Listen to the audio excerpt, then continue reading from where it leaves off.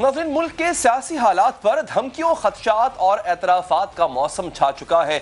आने वाले 3 माह में हुकूमत को ऐसी कौन सी मुश्किल आने वाली है? इलेक्शन कमीशन पर दबाव क्यों बढ़ाया जा रहा है? काबीना इजलास से बाहर आने वाली अंदरूनी खबरें चौंका रही हैं। इन खबरों के मुताबिक वज़ीर आज़म ने अगले 3 माह तक किसी भी वजीर को मुल्क से बाहर जाने से रोक दिया है। काबीना इजलास के बाद वजीर इत्तलात फवाद चौधरी ने जो प्रेस ब्रीफिंग दी, इसमें उन्होंने इलेक्शन कमीशन पर शर्त आयद की कि अगले तमाम by election electronic voting machine से कराना लाजमी हो गया है।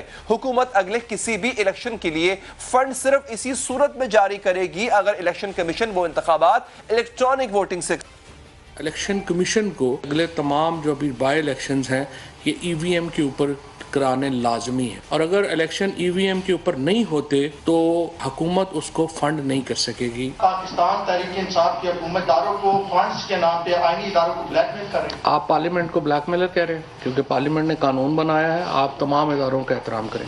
दूसरी जानिब इलेक्शन कमीशन ने हुकूमती दबाव मुस्तरद कर दिया है। मीडिया पर शाया की गई खबरों के मुताबिक इलेक्शन कमीशन ने कहा है कि इलेक्ट्रॉनिक वोटिंग मशीन के हवाले से टेंडर्स जारी करने का दबाव बढ़ाया जा रहा है। इलेक्शन कमीशन के मुताबिक ये गुड्डी गुड्डे का खेल नहीं है। मीडिया के जरिए बयानात से इलेक्शन कमीशन मरऊब नहीं होगा। इलेक्शन कमीशन ने हुकूमती दबाव मुस्तरद तो किया, लेकिन इलेक्ट्रॉनिक वोटिंग मशीन के इस्तेमाल का जायजा लेने के लिए 3 कमेटियां भी बना दी हैं। 29 नवंबर को रोज़नामा जंग की खबर के मुताबिक 3 कमेटियां जायजा ले रही हैं कि आइंदा आम इंतखाबात में इलेक्ट्रॉनिक वोटिंग सिस्टम इस्तेमाल किया जा सकता है या नहीं।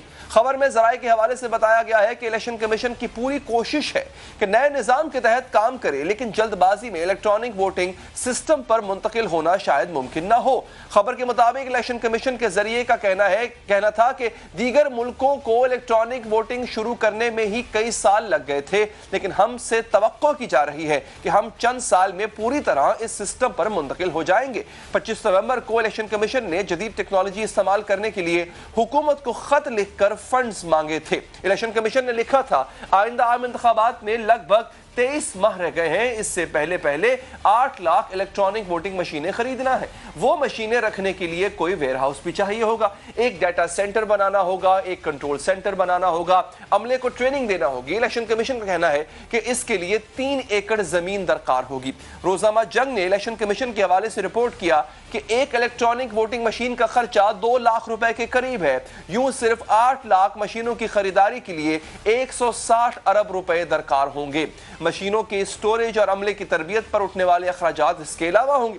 अब सवाल यह पैदा होता है कि वोटिंग मशीनों की खरीदारी से पहले, इन्हें रखने के लिए स्टोरेज की दस्तयाबी से पहले, अमले की ट्रेनिंग से पहले हुकूमत इलेक्शन कमीशन से यह मुतालबा कैसे कर सकती है कि अगले ज़िमनी इंतखाबात भी इलेक्ट्रॉनिक वोटिंग मशीनों से कराए जाए?